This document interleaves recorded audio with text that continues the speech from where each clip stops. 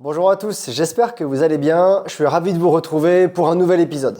Dans ce Scientific Day, j'ai eu le plaisir d'échanger avec un expert français du développement de VO2 Max, Hervé Assadi. Maître de conférence à l'UFR STAPS de Dijon et auteur d'une thèse et d'un ouvrage sur le sujet de l'entraînement par intervalle pour améliorer VO2 Max, Hervé était l'invité idéal. Dans cet échange, nous parlons de plein de types d'entraînement par intervalle et du fameux 30-30. Est-il vraiment à jeter à la poubelle? Pas si sûr. Nous y parlons aussi UTMB, larmes et JO 1987. Allez, c'est parti pour l'épisode d'aujourd'hui. Gonflé à bloc, partie 2. Bonjour à tous, j'espère que vous allez bien. Bonjour Hervé, je suis ravi de vous retrouver pour cet épisode et je vous remercie dès maintenant du temps que vous nous accordez à moi et au podcast pour discuter de comment développer la VO2 Max. J'espère que vous allez bien. Merci Cyril, je vais très bien et puis je suis bien content d'être là aujourd'hui avec vous. Est-ce que pour les personnes qui vous connaissent pas, vous pourriez vous présenter rapidement avant qu'on rentre dans le vif du sujet? Alors Hervé Assadi, j'ai bientôt 59 ans, j'ai fait mes études à l'UFR STAPS de Dijon, ensuite j'ai eu le CAPES, l'agrégation, j'ai été enseignant d'éducation physique et sportive pendant 10 ans dans un établissement scolaire, et puis ensuite je suis venu à l'université, j'ai passé une thèse en physiologie du sport et je suis maître de conférence maintenant à l'UFR STAPS de Dijon-le Creusot, voilà. Mais en parallèle de ça, j'ai compté aujourd'hui la 37e année consécutive où j'entraîne. J'ai entraîné dans le premier club où j'ai été à Châlons-en-Champagne, où j'étais enseignant. J'ai entraîné multi-activités en athlétisme parce que il y avait déjà un entraîneur de demi-fond dans le club. Moi, j'étais coureur de demi-fond pratiquant. Hein. Et puis ensuite, quand je suis venu à Dijon pour finalement remplacer, si c'est possible de le dire comme ça, Georges Gacon, eh bien, c'était aussi pour prendre en charge le groupe de demi-fond du Dijon Université Club, dont d'ailleurs deux coureurs viennent de remporter une médaille au championnat d'Europe de cross du week-end dernier, hein, Alexis Mielet et Fabien Palco, deux coureurs du groupe du Dijon Université Club. Et parallèlement, je crois que vous êtes aussi coureur de trail et que vous avez fait pas mal d'épreuves de longue distance. Alors, j'ai été coureur de demi-fond 800-1500 plutôt, avec des temps corrects, mais sans plus. Hein. J'ai fait une 51,9 aux 800 mètres, 3,53 aux 1500 mètres. Et je me rappelle, à l'époque, j'avais dit que jamais de ma vie, je courrais plus de 10 km. Hein. Et puis, en prenant de l'âge et tout, j'ai couru plusieurs marathons. Et puis ensuite, comme je suis vraiment attiré par les sports de nature depuis très très longtemps, et la montagne en particulier, naturellement, je me suis mis au trail. J'ai participé à l'Ultra Trail du Mont Blanc la première fois en 2009, à la Diagonale des Fous en 2013, où j'ai fini 30e, à l'Endurance Trail des Templiers, où j'ai gagné dans ma catégorie d'âge. Voilà, et puis plein d'autres épreuves. Ça fait un beau parcours pour aborder toutes ces questions de sport d'endurance. Alors, la première question, la raison pour laquelle je vous ai contacté, c'est pas spécialement pour votre parcours de trailer, qui est la cerise sur le gâteau, mais c'est pour votre expertise scientifique, parce que vous avez travaillé pendant de longues années, et certainement encore aujourd'hui, sur le développement de la VO2 Max, et plus particulièrement le développement de VO2 Max par le travail intermittent. Vous avez réalisé votre thèse là-dessus, donc vous étiez pour moi l'expert français à contacter pour répondre aux questions qu'on peut se poser dans cette partie 2 de l'épisode sur cette question. Et la première question que je voulais vous poser, moi, c'était quand on regarde la littérature et les différentes méta-analyses que j'ai citées dans la partie 1, qui sont quand même assez fournies, c'est quand même un avantage, on a de la chance sur la thématique, il y a beaucoup de travaux qui ont été menés et du coup, on peut répondre assez facilement à certaines questions qu'on peut se poser. Il semble que les intervalles de fraction de temps de travail qui sont courts, c'est-à-dire ceux qui sont dans une trentaine de secondes, ils seraient un peu moins efficaces que les intervalles plus longs de 2 minutes, 3 minutes, 4 minutes. En tout cas, c'est ce que certaines études méta mettent en avant. Est-ce que les intervalles courts, ils ont quand même une utilité? Est-ce qu'ils sont quand même intéressants? Ou est-ce que c'est des durées qu'il vaut plutôt mettre de côté et préférer les intervalles longs? Alors, la première chose, je vais revenir sur les méta-analyses que vous citez.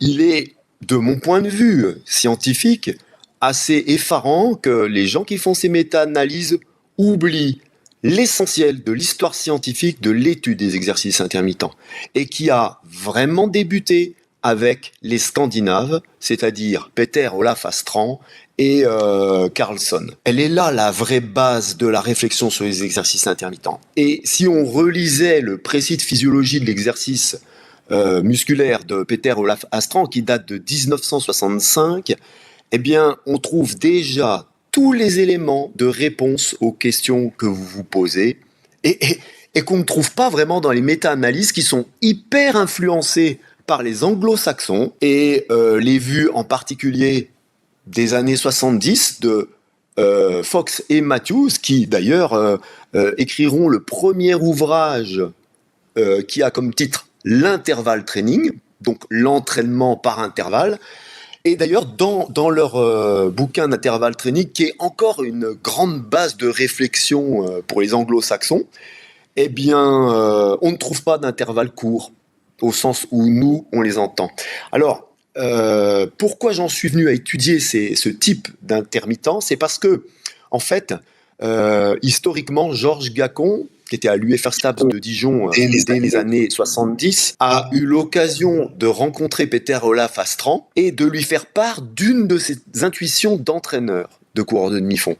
Et son intuition, c'était que une forme de travail type 30-30, 30 secondes d'effort, 30 secondes de récupération, sur le terrain, produisait de façon, je veux dire, avérée, mais empirique, des résultats assez probants sur la qualité des coureurs. Alors, et il posait cette question à Peter Olaf Astrand, qui lui répondait, mais vous avez totalement raison, votre exercice, il est ingénieux à plusieurs titres. Alors, j'aimerais revenir sur ce que les Scandinaves nous ont apporté et ce que moi, d'un point de vue scientifique, j'ai essayé de développer et que je continue à développer.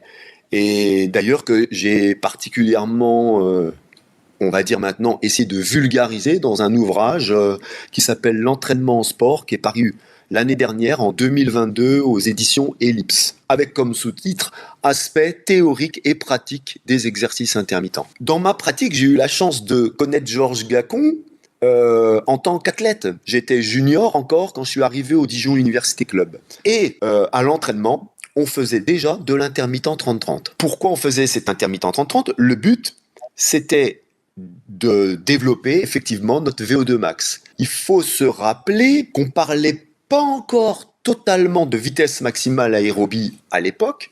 Pourquoi ? Parce que la vitesse maximale aérobie, ça a été clairement défini, on va dire, en 1980 par Léger et Boucher.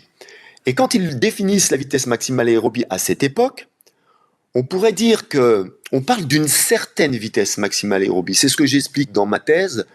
Aujourd'hui, il n'y a pas une vitesse maximale aérobie, mais plusieurs. Et il parle d'une vitesse maximale aérobie qui est appropriée pour développer les qualités aérobies, dont la VO2 max, lors d'exercices continus. Et particulièrement lors d'exercices continus assez courts, que l'on va enchaîner avec des temps de récup qui sont assez courts aussi. Mais on parle d'exercices de type 3 minutes d'effort, 3 minutes de récup. Ce ne sont pas des exercices intermittents au sens où on doit aujourd'hui, sur le plan scientifique, définir les exercices intermittents. Et ça, c'est le hiatus qu'il y a. Les anglo-saxons, ils vous disent, et j'ai eu l'occasion de discuter avec Thibaut, quelqu'un qui est une référence dans le domaine de l'entraînement par intervalle. Et pour eux, un exercice intermittent, ça serait la traduction française d'intervalle training, c'est un exercice qui n'est pas continu. Qu'est-ce que c'est un exercice continu ? Imaginons que demain, sur le campus universitaire de Dijon, il y a un beau parcours de cross-country, on fasse 4 tours, on a fait 10 km. On a fait un footing de 10 km, à allure plus ou moins élevée. Voilà. À noter que je ne pourrais pas le courir à ma vitesse maximale aérobie, c'est impossible. Imaginons que demain, vous dites bon, je vois bien que courir 10 km tous les jours à la même allure, ou des allures assez proches, ne suffit pas pour m'améliorer. C'est-à-dire que j'aurais beau multiplier le nombre de séquences, augmenter le volume de travail, ça ne suffira pas au bout d'un moment pour m'améliorer. Donc, qu'est-ce qu'ont commencé à faire les coureurs dans l'histoire de la course à pied ?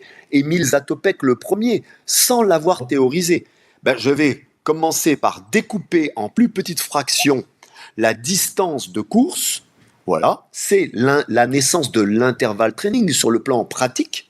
Je vais découper et ça va me permettre de quoi faire ? D'augmenter l'intensité des fractions de travail. Et ça, c'est un facteur de progrès essentiel. Dans l'entraînement, la clé de la réflexion, c'est de contrôler l'intensité du travail, parce que c'est ça le vrai facteur d'amélioration. D'ailleurs, Jürgen Weineck, dans le manuel de l'entraînement, il disait déjà dans les années 80 que le volume, c'est la quantité de travail qui permet de respecter l'intensité qu'on a fixée au départ. Mais les gens s'intéressaient, au début des années 80, sur le plan de l'entraînement, surtout à des fractions de travail qu'on pourrait courir à la fameuse vitesse maximale aérobie de l'époque, la VMA, des exercices continus, mesurés d'ailleurs sur des tests VMA continus. Et nous, qu'est-ce qu'on a inventé ? On a inventé une VMA intermittente. Et dans la littérature, moi qui ai fait une revue de questions sur le domaine pour faire ma thèse, j'ai été effaré. Il y a l'exercice intermittent 30-30 est celui qui est le plus étudié dans le monde scientifique au début des années 2000, quand on regarde la revue de littérature sur tous les exercices. C'est celui où on trouve le plus de publications. Mais pas un seul des auteurs fait de l'intermittent à la bonne intensité. Okay. Alors ensuite, qu'est-ce qu'ils font ? Parce qu'ils se rendent bien compte que quand tu fais de l'intermittent à ta VMA continue, on dira, ben, tu n'atteins pas la VO2 max. Tu n'atteins même pas 90% de ta VO2 max. Alors qu'est-ce qu'ils font ? Par exemple, Véronique Billa, elle propose de réduire le temps de la récupération, de faire que 15 secondes. Et ça marche, on l'a vérifié. D'autres, Bosquet par exemple, propose d'augmenter l'intensité de la récup. Pas de récup passive, mais une récup active, à 50% de la vitesse de course. Ah ben là, ça marche. On est en train de faire des fractions d'exercice à une vitesse VMA continue sans quasiment de récupération. Donc, ça devient un exercice continu, quoi. Voilà pourquoi ça marche. Bon, c'est génial. Nous, on a pensé à autre chose. Sur les conseils de Peter Olaf Astran, qui montre dans une étude de 1962 que ce qu'il va permettre dans un exercice intermittent court, comme on pourrait les appeler, d'atteindre la VO2 max ou de solliciter à un fort pourcentage de VO2 max pendant toute la durée de l'exercice, eh bien, le premier critère, c'est la maîtrise de l'intensité. Et pour vous donner un ordre d'idée, dans cette étude-là, ils prennent la vitesse maximale aérobie, on ne l'appelait pas comme ça, plutôt la vitesse à VO2 max. Ils prennent cette vitesse-là pour un coureur, ils le font courir un intermittent très court, et la personne n'atteint jamais 100% de VO2 max. Par contre, ensuite, ils lui font courir le même exercice un petit peu plus vite. Alors, je me rappelle, dans l'étude, c'était 22 km/h, et plus vite, c'était 22,75 km/h. Et rien que cette augmentation de moins d'1 km/h produit l'effet escompté, le coureur arrive à VO2 max sur chacun des efforts. Donc, si on résume, 1, la maîtrise de l'intensité. Et on débouche sur le concept de vitesse maximale aérobie intermittente. Du coup, si j'ai bien compris ce que vous soulignez, les intervalles courts ne seraient pas forcément meilleurs ou moins bien que les intervalles longs. Tout va dépendre de l'intensité que vous atteignez à chaque fois. Si un athlète veut entraîner VO2 max avec des intervalles courts, il faut qu'il aille plus haut que ce qu'on appelle la VMA testé sur un test en continu. Et si l'athlète s'entraîne VO2 max avec des intervalles longs, on va dire des 3 minutes, des 2, 3, 4 minutes, alors il faut qu'il cible VMA. Intervalle court un petit peu plus haut que VMA avec une récup passive et il repart. Et intervalle long à VMA. C'est bien ça en fait que vous soulignez ? Oui, et c'est plus précis que ça parce que justement on a élaboré en 94 avec Georges Gacon un test qui mesure la vitesse maximale aérobie intermittente, le test 45-15, et qu'on a validé sur le plan scientifique. Et ce test, qu'est-ce qu'il a permis de donner ? Eh bien, il a permis de se rendre compte que la différence entre la VMA mesurée sur un test continu et la VMA mesurée sur ce test intermittent était de 2 km/h en moyenne. Et c'est valable autant pour un débutant qu'un athlète de très haut niveau. Ça, c'est ce que j'ai vérifié expérimentalement et publié. Voilà. Bon, donc c'est pas n'importe quoi, 2 km/h. Quand vous dites ça aura le même effet, oui, sur le plan physiologique, vous solliciterez de la même façon votre consommation d'oxygène. On a même montré que grâce à un exercice intermittent 30-30 réalisé à la VMA-I, vous obtiendrez un temps total d'effort et de sollicitation au-dessus de 90% de VO2 max 2 à 2,5 fois plus long que ce que vous pourrez obtenir en continu. Parce que vous pouvez faire beaucoup plus de quantité de travail. Ça, c'est une chose super importante. Donc, ça veut dire que non, c'est pas le même effet. Parce que quand vous pouvez, pour la même intensité de sollicitation aérobie, réaliser 2 fois plus de volume, vous n'aurez pas le même effet sur le plan de l'entraînement. C'est pour ça que nous, empiriquement, avant même de le mesurer, on avait cette intuition-là. Mais il y a encore une autre chose qui est encore plus importante aujourd'hui. Moi, j'entraîne des coureurs de demi-fond courts en ce moment. Depuis quelques années, des coureurs de demi-fond de haut niveau, des coureurs de 800 mètres. Et qu'est-ce qu'il y a d'intéressant à faire de l'intermittent 30-30 avec eux quand on veut développer leur VO2 max? Eh bien, c'est que pendant cette séquence d'entraînement, ils vont courir 2 km/h plus vite que ce qu'ils courraient en continu pour produire le même effet. Et vous savez quoi? Ça impose sur votre motricité, sur vos qualités motrices, ça impose des contraintes qui sont bien supérieures. Donc quand on fait de l'intermittent court 30-30 à la VMAI, non seulement on obtient des effets physiologiques significatifs, voire plus significatifs qu'on obtient lors du travail continu, mais surtout, on obtient des progrès moteurs et une amélioration du coût énergétique qui est aussi plus importante. Et ça, c'est le deuxième aspect qui est absolument pas négligeable. Super intéressant de savoir que dans le travail d'intervalle par intervalle court, il n'y a pas uniquement les bénéfices de VO2 max, mais il y a peut-être d'autres bénéfices, comme par exemple le changement dans le coût énergétique. L'autre question que je me posais, et vous l'avez amené, tu l'as amené assez naturellement, il y a une question qui ressort sur l'intensité pendant les fractions. Et là, comme tu viens de le dire dans ce que tu viens d'expliquer, il faut monter en intensité, au minimum à 100% de sa VMA, au minimum à 100% de sa VMA intermittente si on fait du travail court. Est-ce qu'il n'y a pas également, dans certaines études, j'ai vu des intensités qui étaient vraiment très élevées, par exemple 170% de la VO2 max.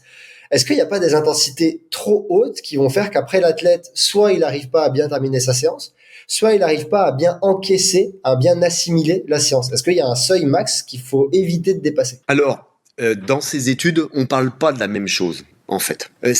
Voilà le problème, c'est que on prend comme sujet de référence pour la discussion la forme du travail. Et pas les aspects fonctionnels et physiologiques du travail. On les regarde après. Donc on prend comme départ, et c'est le problème de départ. Comment poser la bonne question? Si on part en disant c'est la forme qui est importante, alors on peut étudier tous les exercices où on alterne effort, récup. Et on pourra dire, et si on met tous ces exercices dans une même famille, qu'on appelle aujourd'hui intervalle training, alors on pourra dire n'importe quoi de ce style-là. Le style, je peux faire l'exercice intermittent à 100%, à 110%, 120%, 130%, et comme vous le dites, il y a des auteurs qui vont dire jusqu'à 170%. Mais si on regarde de près dans ces études, quelle est exactement la forme de travail qui est proposée? Ah ben là, dans les études à 170% de VMA, vous avez par exemple Tabata qui propose un truc comme ça. Vous avez un effort de 30 secondes entrecoupé de 3 minutes de récupération. Qu'est-ce qu'on est en train de faire? On ne fait pas de l'intermittent au sens où nous, on l'a défini. On est en train de faire un entraînement d'un sprinter. Ça s'appelle une séance de submax. Ça n'a absolument rien à voir. D'ailleurs, dans cette étude-là dont vous parlez, vous faites référence là, et dont beaucoup de gens font référence. Moi, je suis allé regarder en détail parce que je me rappelle à l'époque, quelqu'un m'interrogeait déjà là-dessus, il y a déjà 15 ans, hein, m'interrogeait là-dessus, et puis il me disait, qu'est-ce que tu penses de ce type de travail? Regarde, ils ont des améliorations énormes de la VO2 max. Je dis, oui, c'est vrai, mais regarde la VO2 max de départ des sujets de l'expérience. C'était 35 millilitres par kilogramme et par minute. Il n'y a pas de sportif digne de ce nom qui démarre avec des... Donc ils ont pris quoi comme population? Vous prenez une population comme ça, vous faites n'importe quoi comme type de travail, vous obtenez des progrès. Maintenant, prends une population comme nous on entraîne, avec des gens qui ont des VO2 entre 70 et 80 millilitres, et puis fais ce type de travail, et puis tu vas voir si tu vois leur VO2 max s'améliorer. Bon, faut être sérieux.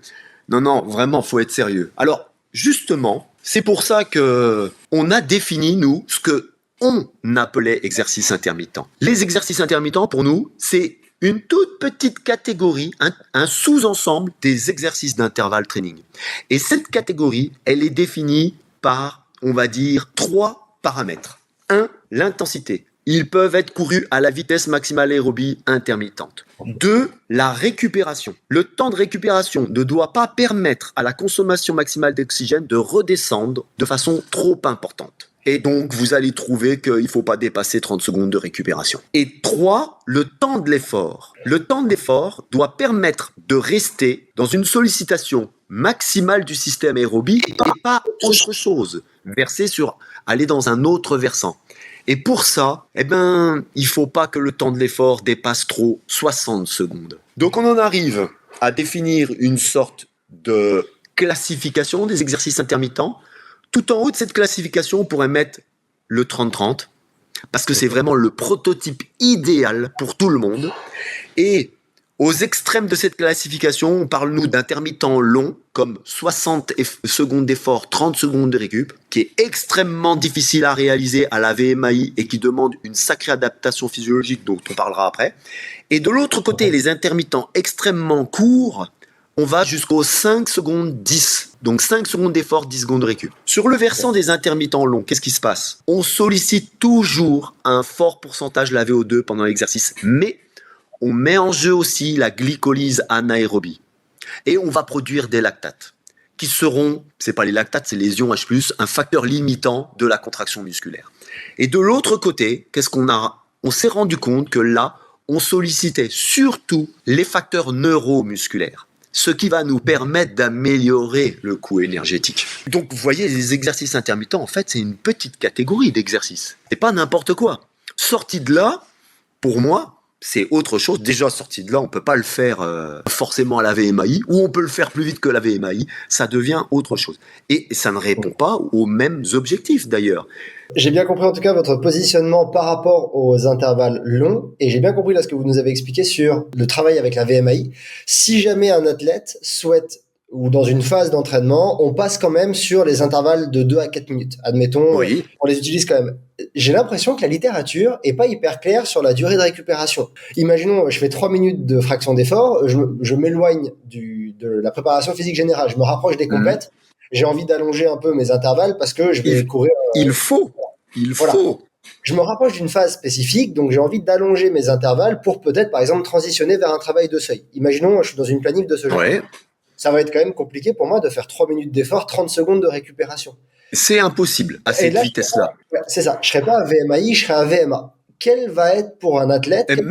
Même à VMA, ouais. Vous ne pourrez pas faire 3 minutes 30 secondes de récup. C'est impossible. Si, Vous pourrez faire une fois. La deuxième fois, c'est possible si vous êtes vraiment fort. C'est impossible la troisième fois, d'accord? Si vous êtes vraiment à votre VMA. Bon, donc, oui. Dans ce cas-là, comment est-ce qu'un athlète peut se calibrer sa récupération? Intuitivement, moi, ce que j'avais dit, comme la littérature est pas claire, j'avais dit, il faut juste que vous ayez récupéré assez pour remonter à l'intensité cible, par exemple à VMA, en évitant que le cardio redescende trop. Donc, trouver cette espèce d'équilibre entre ma FC descend pas trop et je peux remonter en intensité. Mais peut-être que je me trompe et que vous avez quelque chose à nous proposer. Alors non, vous vous trompez pas, vous avez dit les deux choses les plus importantes, mais il faut les remettre dans le contexte. Parce que, alors déjà, juste avant de répondre à votre question, je voulais dire, je voudrais pas que vos auditeurs y croient qu'en tant qu'entraîneur de demi-fond, on ne fait que des exercices intermittents toute la semaine, tout le temps, toute l'année. Les exercices intermittents que j'ai définis, dont on vient de parler dans cette petite catégorie, on fait ça 1 à 2 fois par semaine, d'accord? Maximum. Bon, on reste des coureurs de demi-fond, et le spécifique en demi-fond, c'est une épreuve continue. Ça serait quand même absurde de passer son temps à faire des exercices intermittents pour courir un 800 mètres, un 3000 mètres steeple ou un cross-country. Hein. Vous seriez à côté de la plaque. Donc attention, hein, je veux pas qu'on interprète mal mes propos. Bon, si je reviens sur ce que vous dites, la récupération, vous avez dit, du moins, le temps de récupération doit permettre de récupérer pour revenir à l'intensité cible. C'est ce que j'ai dit tout à l'heure. Dans une séance, ce qui est le plus important, c'est de définir l'intensité à laquelle on doit travailler. Attention, c'est pas une tâche facile de définir l'intensité à laquelle on doit travailler. Normalement, on a quand même aujourd'hui des principes méthodologiques qui sont avérés, qui nous permettent de ne pas faire n'importe quoi. La première chose, c'est de travailler à l'allure spécifique de la compétition. Ensuite, ça ne suffira pas. Il faudra encadrer cette allure un peu plus vite pour tirer vers le haut, un peu moins vite pour augmenter votre endurance à cette allure spécifique. Ensuite, il faudra se poser la question, où est la vitesse maximale aérobie par rapport à l'allure spécifique? Si la vitesse maximale aérobie est au-dessus de votre allure spécifique, exemple, vous faites du 10 km, du marathon, du trail, votre VMA est bien au-dessus de votre vitesse spécifique. Alors, améliorer votre VMA aura pour conséquence de tirer vers le haut tout le processus aérobie, donc de vous donner la possibilité de courir plus vite. C'est suffisant, c'est nécessaire, pardon, mais pas suffisant. Il faudra ensuite développer votre endurance à l'allure spécifique. Attention.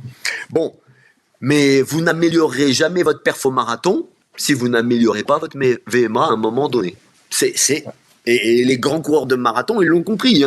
Pour courir à plus de 21 km/h, à un moment donné, il faut avoir une VMA de 25 km/h. Il n'y a pas de secret. C'est presque mathématique. Donc la récup, quand on fait n'importe quel type de séance, ça doit être une récup qui permet de continuer à travailler à l'intensité cible. Donc exemple, si dans une séance, je fais 3 fois 500 mètres à l'allure spécifique d'un coureur de 800, si je prends un exemple, j'entraîne un athlète d'un très fort niveau qui s'appelle Sacha Cultru, qui fait une 46,0 aux 800 mètres. Quand tu fais 3 fois 500 mètres comme ça à vitesse spécifique, ça veut dire que tu fais 3 fois 500 mètres entre 1 minute 02 et 1 minute 05. Donc ça va déjà très très vite. Ok ? Si tu veux être capable d'en faire 3 dans une séance, ce qui est quand même le minimum vital pour que ta séance ait le volume suffisant pour que ça impacte ton travail spécifique, il te faudra prendre au moins 10 minutes de récup, entre 8 et 10 minutes de récup entre chaque effort. On voit bien que là, on s'en moque un peu de savoir si la fréquence cardiaque est redescendue ou pas, si la consommation d'oxygène est redescendue ou pas. Il faut même qu'elle soit redescendue, d'accord ? Par contre, si on prend un exercice intermittent, comme le 30-30 par exemple, là, la fréquence cardiaque va être un super indicateur pour savoir si c'est pas le moment de courir plus vite ou d'activer sa récupération. On a quelque chose d'assez fiable. Si vous avez un cardio-fréquence-mètre, pendant votre exercice 30-30, vous regardez de combien descend votre fréquence cardiaque pendant les 30 secondes. C'est vraiment un critère essentiel.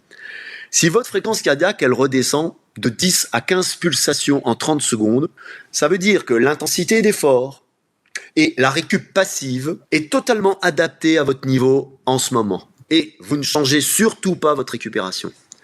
Si par contre votre récupération, votre fréquence cardiaque, elle descend par exemple de 15 à 20 pulsations pendant les 30 secondes de récup. Alors là, vous pouvez vous dire, ça descend beaucoup. Ça veut dire, si on mesurait votre VO2, en fait, votre VO2, elle est en train de descendre de 20 à 25% entre le max et le moment où vous allez finir votre récup. C'est trop. C'est trop pour vous maintenir, on va dire, de façon suffisante, à un temps significatif pendant tout l'effort, effort récup comprise, à plus de 90% de votre VO2 max. Parce que c'est ça le critère d'un bon exercice intermittent. Eh bien, là, il vous faudra activer votre récupération. Par exemple, faire une récup active.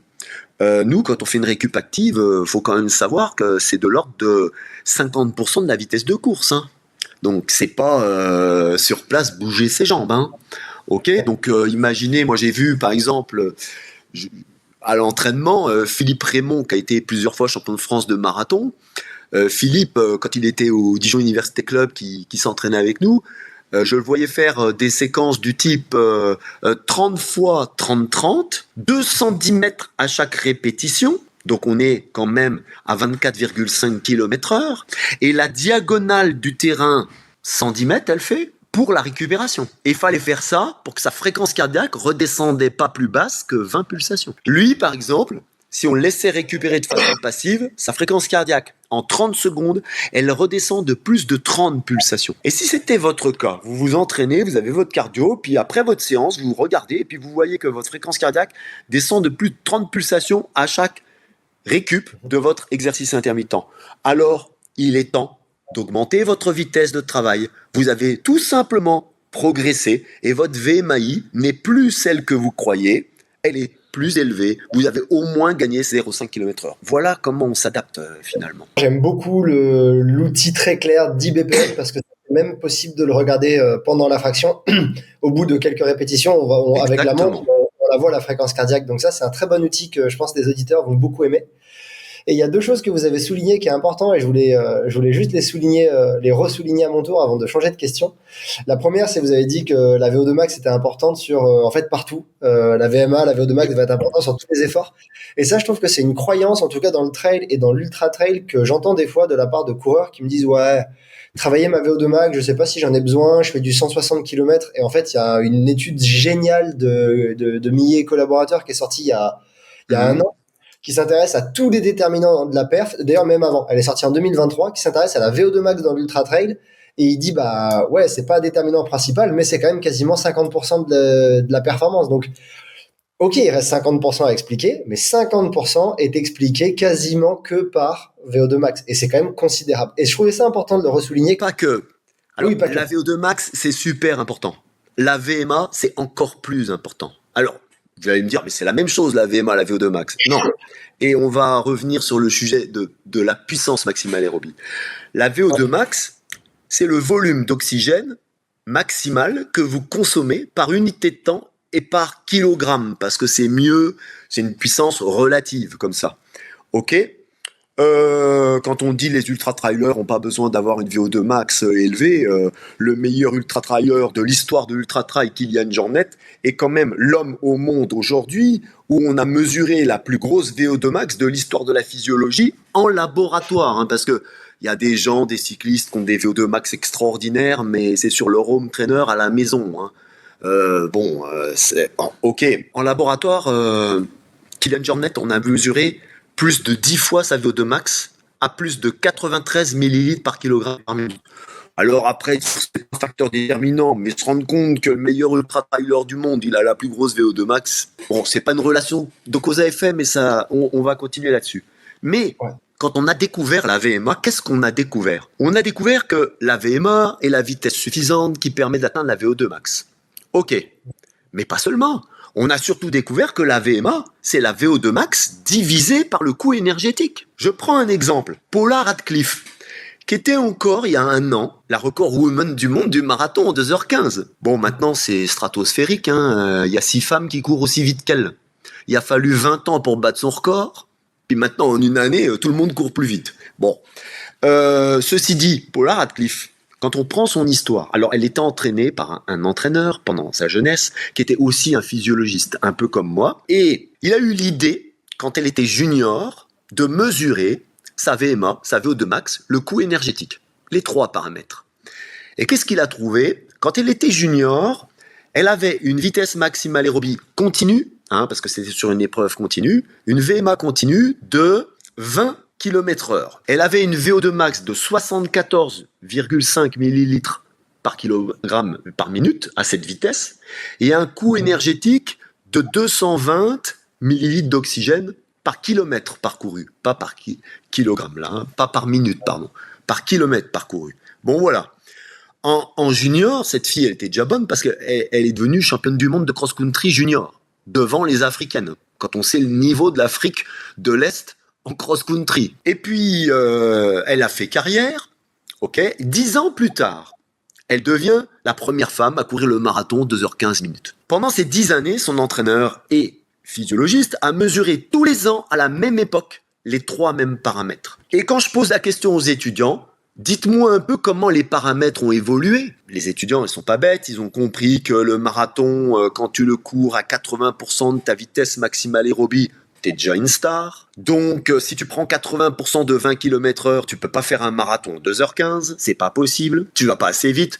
Donc, sa VMA s'est améliorée. D'ailleurs, c'est pas trop difficile de calculer. Tu dis, faudrait une VMA d'au moins 22,5 km/h. Elle avait 22,5 km/h. Ensuite, tu dis, comme la VMA s'est améliorée de façon significative, elle a gagné 2,5 km/h à très haut niveau. Qu'est-ce qui s'est amélioré ? Tout le monde parie sur la VO2 max. Sa VO2 max ne s'est pas améliorée d'1 millilitre en 10 ans. Elle est restée à 74 millilitres. Mais son coût énergétique s'est abaissé de 40 millilitres par kilomètre parcouru. Et ça, c'est énorme. Alors, on pourrait dire, la VO2 max, c'est pas important. Mais non ! Paula Radcliffe, elle a peut-être une des plus une des VO2 max les plus élevées mesurées chez une coureuse de demi-fond dans l'histoire de la physiologie. Donc, qu'est-ce que ça veut dire? Ça veut dire, oui, il faut une VO2 max élevée. Et oui, il faut faire à l'entraînement comme si on voulait la développer. Parce qu'en faisant comme ça, dans le moins bon des cas, on l'entretient. Parce qu'on a déjà une valeur élevée. Okay. Mais en faisant ça, ce qu'on va surtout améliorer, c'est son coût énergétique. En faisant ça, ce qu'on va améliorer, c'est sa VMA. Donc, la VMA est un concept qui renseigne l'entraîneur de façon plus, on va dire, systémique, générale, sur les qualités de l'athlète. Plus pertinent que la VO2 max. Et puis, ensuite, il y a un deuxième paramètre fondamental dans la performance en demi-fond, c'est l'endurance. Alors pareil, les gens, à tort, pendant longtemps, ils ont confondu l'endurance, la VMA, la PMA, la VO2 max, tout ça c'était des synonymes. Alors que non, l'endurance, Perronet nous a montré le premier que ça n'avait rien à voir ni avec la VO2 max, ni la VMA. D'accord ? L'endurance, pour la mesurer, on mesure ce qu'on appelle un paramètre très particulier que les marathoniens qui viennent chez nous au centre d'expertise de la performance nous demandent de mesurer ça parce que c'est une valeur très... Une fois qu'on a la VO2 max de la personne, sa VMA et son indice d'endurance, on peut tout de suite lui dire sur quelle base il doit s'entraîner et ce qu'il peut envisager comme performance. Et là, vous avez un entraînement qui tient la route, quoi. Vous faites pas n'importe quoi, vous tâtonnez pas trop, vous allez tout de suite à l'essentiel. Et comme ça, vous arrivez à faire progresser de façon significative les gens. L'indice d'endurance, comme le définit Perronet, c'est la mesure du temps à chaque pourcentage de sa VO2 max. Par exemple, à 100% de VO2 max, vous allez tenir à peu près en moyenne, dirait Véronique Billa, 6 minutes. Entre 4 et 11 minutes, suivant les individus. OK ? À 90% de votre VO2 max, bah bien sûr, vous allez tenir plus longtemps.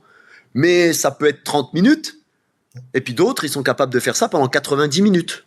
Alors là, tout a changé. On est dans un autre monde.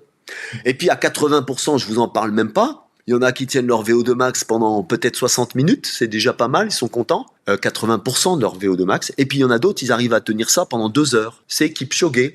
Quand il descend moins de 2 heures le marathon, il est à 83% de sa VO2 max. Et c'est pas donné à tout le monde. Et cet indice d'endurance, ben c'est la pente de cette droite, de cette relation linéaire qui lie des pourcentages de VO2 et au temps que vous maintenez. Et cette pente, elle nous permet de calculer un indice, c'est juste le coefficient directeur de la droite de régression linéaire, cet indice qui se situe entre moins 3 et moins 14. Moins 3, vous êtes un extraterrestre de l'endurance, Kylian Jornet, Kipchoge. Moins 14, vous allez avoir du mal à durer un peu dans l'effort, hein, où ce sera à des très très très faibles pourcentages, même pour faire 3 minutes. Hein. OK ?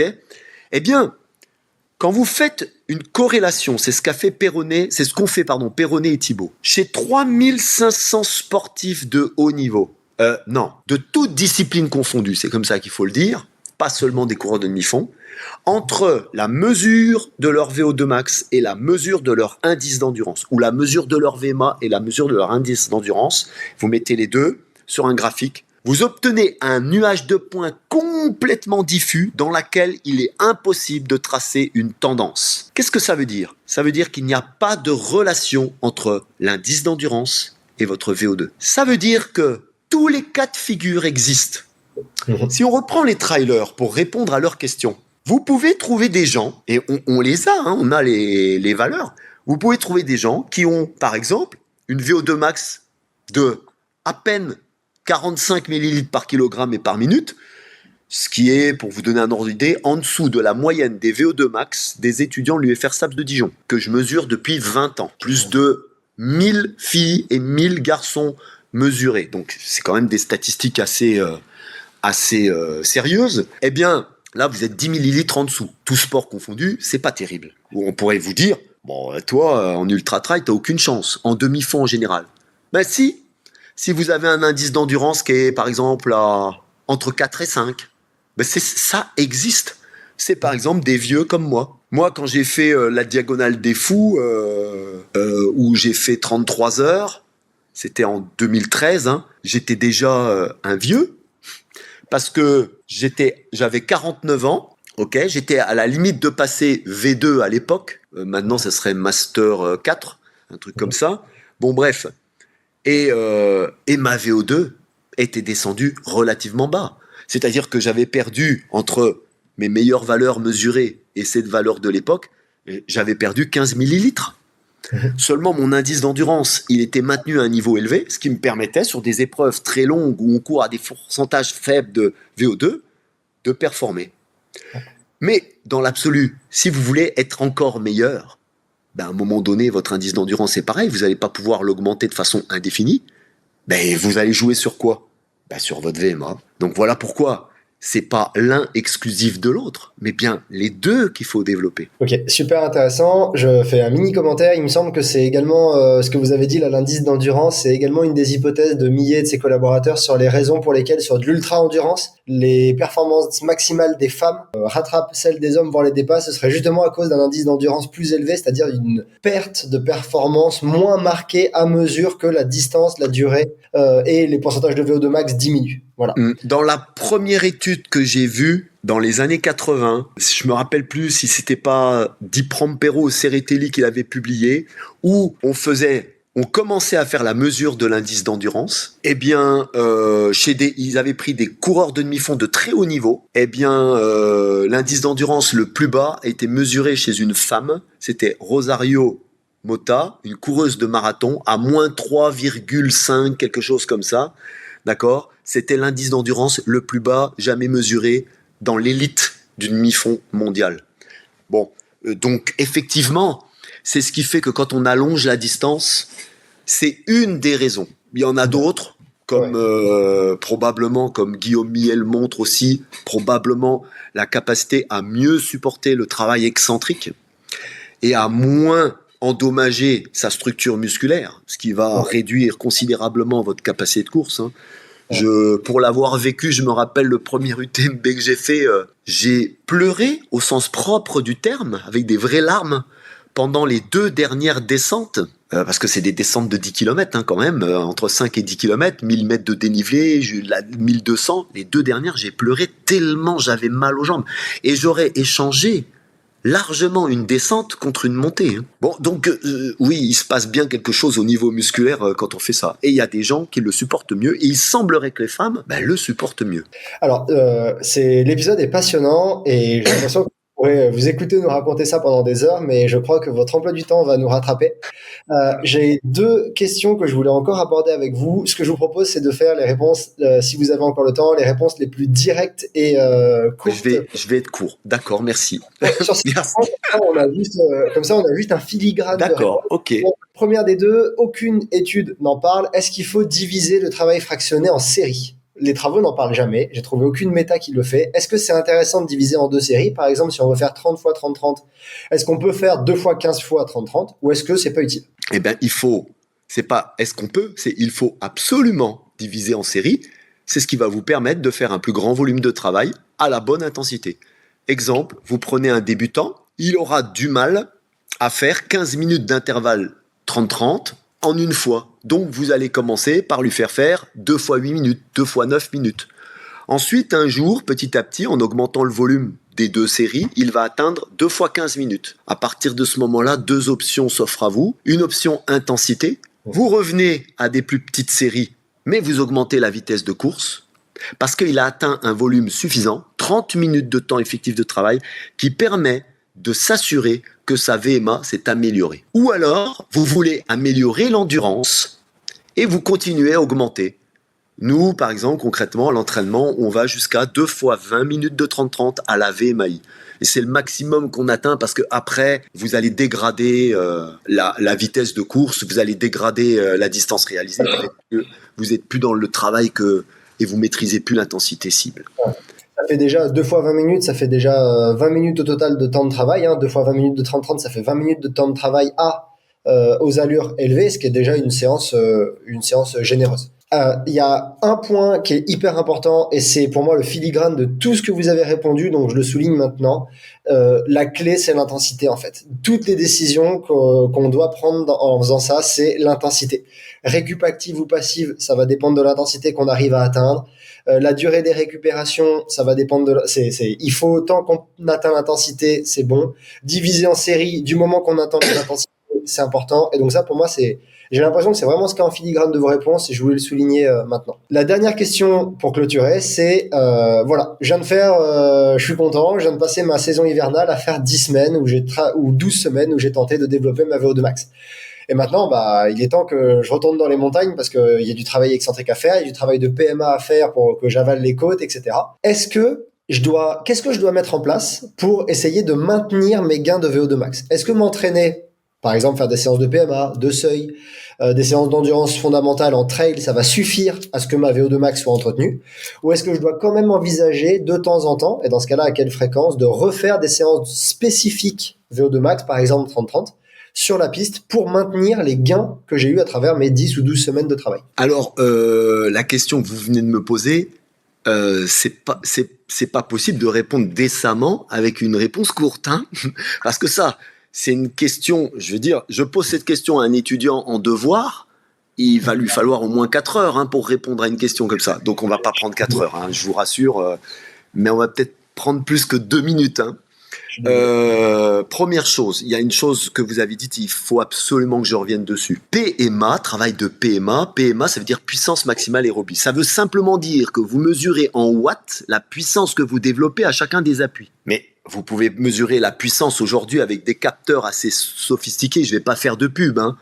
Vous mettez le capteur à votre chaussure et quand vous courez à VMA, vous avez une PMA. Donc, c'est pas différent. C'est un peu différent parce que longtemps, on a mesuré la puissance sur des ergocycles. Donc le cycliste, lui, sur son vélo, comme il a un capteur de puissance dans son pédalier, alors sur son compteur, il est renseigné par la puissance. Et pour lui, c'est beaucoup plus fiable que la vitesse. Pourquoi ? Parce que la vitesse, s'il est dehors et puis qu'il y a 20 km/h de vent de face, la vitesse qu'il maintient, elle est pas bonne. Alors il va se dire, oh, je fais un mauvais entraînement. Mais la puissance qu'il est en train de développer pour se déplacer à une vitesse qui est modeste par rapport à d'habitude, ou quand il y a 20 km/h de vent dans le dos, ben c'est la bonne. Donc, puissance et VMA, PMA et VMA ne s'opposent pas. C'est juste une façon de mesurer les choses différentes. Dans un cas, on mesure des kilomètres-heure, puis dans l'autre cas, on mesure des watts. Voilà. Justement, je le divise souvent parce que dans l'esprit des trailers, j'ai l'impression que VMA, ça renvoie à du plat, PMA, ça renvoie à de la côte. Non, le travail en côte, c'est un travail de force spécifique de l'appui. Parce que quand vous courez sur le plat, vous allez valoriser des tensions musculaires à dominante pliométrique. Et de la pliométrie de super qualité avec des temps d'appui relativement courts. Donc, développer une force importante dans un temps d'appui relativement court. Voilà ce que les coureurs de demi-fond, ils arrivent à faire sur la piste, même sur la route aujourd'hui avec leurs fameuses super chaussures. Vous faites pas ça quand vous courez dans une côte à 20%. D'accord ? Mais c'est pas plus ni moins de la PMA que le mec qui travaillerait sur la piste. Mais par contre, là, ce que vous êtes en train de faire, c'est que vous êtes en train de modifier la nature des tensions musculaires que vous faites. Et là, vous êtes plus à dominante concentrique que pliométrique, suivant la nature de l'inclinaison de la pente, hein. Quand vous êtes en descente, c'est le contraire. Vous allez augmenter la nature des tensions excentriques. Donc, qu'est-ce que ça veut dire ? Ça veut dire que vous faites des appuis qui nécessitent des tensions musculaires auxquelles vous ne seriez pas habitué si vous avez passé votre temps à vous préparer sur le plat, et il va falloir absolument vous y habituer. Donc, effectivement, si vous avez passé une période de temps à travailler sur le plat, développer votre VMA, etc., et que vous avez l'intention d'être performant en trail et en ultra-trail de montagne en particulier, vous avez vraiment intérêt de passer à ce fameux travail spécifique, mais qu'on peut pas appeler plus ou moins PMA. D'ailleurs, vous pouvez le faire à n'importe quelle allure, ce travail. Donc, c'est pas forcément à la PMA. Donc, ça, c'est super important de répondre à ça. La vraie question, c'est, oui, il faut maintenir un entretien de votre VMA, même si votre travail spécifique et l'allure spécifique de compétition vous en éloignent. Il faut le maintenir. Pourquoi ? Parce que vous avez dit un truc très, très juste. Nous, dans l'entraînement, empiriquement, et c'est ce qu'on continue à faire, il nous faut au moins 12 semaines pour avoir un impact significatif sur l'amélioration des qualités aérobies des coureurs de demi-fond. Ensuite, on va rentrer plus dans du spécifique, par exemple. Ok, mais il faudrait surtout pas que ce qu'on a fait, ça redescende trop vite. Parce que, à partir du moment où vous oubliez de solliciter le système aérobie à haute intensité, eh bien, de jour en jour, vous devenez de moins en moins capable de le solliciter à haute intensité. Donc, il faudrait pas se dire, J'ai fait 12 semaines de travail pour tirer un profit, c'est celui-là, cette capacité à travailler à haute intensité, et maintenant je l'oublie carrément pendant X semaines, mais là, ça serait une hérésie. À l'inverse, ce serait stupide pendant 12 semaines de ne pas faire de travail en côte ni en descente. Donc de ne pas s'intéresser, peut-être pas avec la même durée, les mêmes pentes, etc. Donc qu'est-ce que ça veut dire ? Ça veut dire que dans une période de l'année, votre ultra-trailer, il doit se consacrer au développement maximal des qualités aérobies, mais il n'oublie pas le reste. Mais il en fait moins, beaucoup moins. Et à l'inverse, dans une autre période, quand il va passer à l'activité spécifique et développer son endurance spécifique, autant sur le plan énergétique que sur le plan de la force, eh bien, il faut qu'il fasse des piqûres de rappel pour entretenir sa capacité à solliciter de façon maximale son système aérobie. C'est une histoire de compromis, l'entraînement. Et oui, c'est une histoire de compromis, l'entraînement. Et les physiologistes ne répondent pas à ce type de questions. Hein. C'est pas vrai.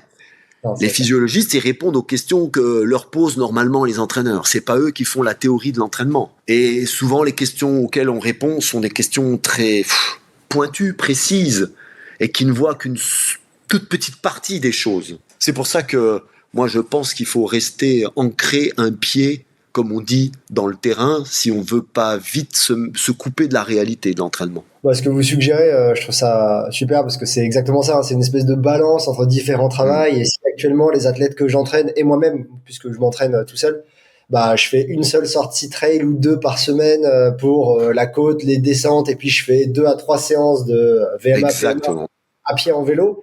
Et petit à petit, je vais passer à 2 à l'approche de mars-avril, puis à une seule par semaine, puis pour avoir plus de temps en côte et délaisser le vélo. Donc c'est exactement ce que vous venez de dire, c'est un espèce de mélange et petit à petit on change juste chacune des doses.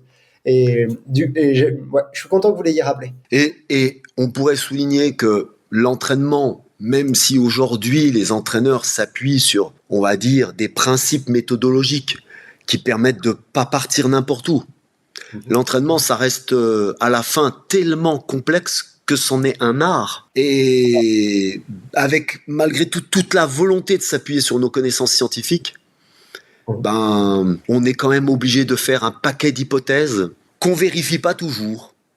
Et c'est ça aussi, entraîner, c'est prendre un peu des fois des risques et sortir un peu peut-être aussi des sentiers battus. Très beau mot de la fin pour les auditeurs qui sont intéressés. Pour dire, le dernier épisode de décembre, qui est paru juste avant, il s'appelle Le biais du survivant. Et en fait, on discute avec Olivier Bollier et Anaël Aubry, on discute de qu'est-ce que c'est que l'entraînement, pourquoi on peut pas s'entraîner comme les champions. Et la conclusion de cet épisode, c'est les entraîneurs, on n'est pas des ingénieurs, on est des cuisiniers. Donc c'est exactement ce que vous venez de dire. Et pour les personnes intéressées, ça m'étonne pas le moins du monde d'Anaël Aubry, qui a été étudiant chez nous en master, entraînement, et qui s'est même entraîné au Dijon University Club avec nous en demi-fond. Et qui a bien vécu, bien vieilli, et je suis fier de lui. Ouais, c'était un super échange. J'étais très content d'échanger avec Anaël. Hervé, je vous remercie énormément pour votre temps. Je vous en ai pris déjà plus que prévu, mais c'était passionnant comme épisode. Il y a 2 choses que vous avez mentionnées que je veux absolument que les auditeurs aient en tête. D'une part, votre ouvrage. Vous avez écrit un livre avec qui est c'est celui-ci, l'entraînement en sport, les exercices intermittents, aspects scientifiques et pratiques pour ceux qui écoutent le podcast. Il est disponible partout et il y a beaucoup de choses que vous avez expliquées aujourd'hui qui sont dans cet ouvrage. Donc si des auditeurs sont intéressés, allez voir ce livre, c'est une mine d'or. Et deuxième chose qui est pour moi super importante, votre thèse est en français. C'est-à-dire que tout ce qui est dedans est accessible et lisible pour la communauté non anglophone ou pas à l'aise avec l'anglais. Et donc, j'invite également, vous avez cité certains de vos travaux, j'invite également les auditeurs, s'ils le souhaitent, à aller voir votre thèse. Donc, c'est 2 ouvrages dont vous êtes l'auteur. Je peux juste dire un dernier mot. Et bien sûr. L'ouvrage, il est coécrit avec Georges Gacon, d'accord ? C'est très, très important. Parce que Georges Gacon, c'est mon père spirituel. Hein. C'est noté, et en plus d'être un très bon athlète, si je dis pas de bêtises. Georges était coureur, c'est ça ? Non, c'était un perchiste d'un bon niveau, mais il a entraîné des coureurs de demi-fond de très haut niveau, dont Rémi Geoffroy, qui a été finaliste au championnat du monde en 87 et aux Jeux Olympiques en 88 à Séoul, demi-finaliste. Super. Et ben, raison de plus pour aller jeter un œil à cet ouvrage. Hervé, encore merci beaucoup pour votre temps. Je vous remercie beaucoup et au plaisir de rééchanger à nouveau sur une autre thématique, peut-être un de ces quatre. Merci, bonne journée Cyril, et à bientôt. Voilà, c'est tout pour l'épisode d'aujourd'hui. J'espère que son contenu vous a plu et vous a permis de comprendre comment améliorer votre VO2 max. L'expertise d'Hervé sur le sujet est impressionnante et j'ai énormément appris en l'écoutant. J'espère qu'il en est de même pour vous. N'hésitez pas à jeter un œil à son ouvrage ou à sa thèse pour encore plus de détails et d'outils clés en main. Si vous souhaitez soutenir mon travail et que je puisse continuer à vous proposer du contenu de qualité, je vous invite à aimer cette vidéo, à la commenter, à la partager et à vous abonner pour être sûr de ne rater aucune de mes publications. Vous pouvez même activer la petite cloche pour être notifié à chaque fois que je sors une vidéo. Je vous invite également à vous rendre sur le site couriermieux.fr où vous retrouverez la version écrite de ce Scientific Day avec toutes les études scientifiques auxquelles j'ai fait référence. Je vous invite également à rejoindre Courir Mieux sur ses autres réseaux comme Instagram ou le podcast disponible sur toutes les plateformes d'écoute. Merci d'avoir regardé cette vidéo jusqu'ici et à très bientôt pour un nouvel épisode.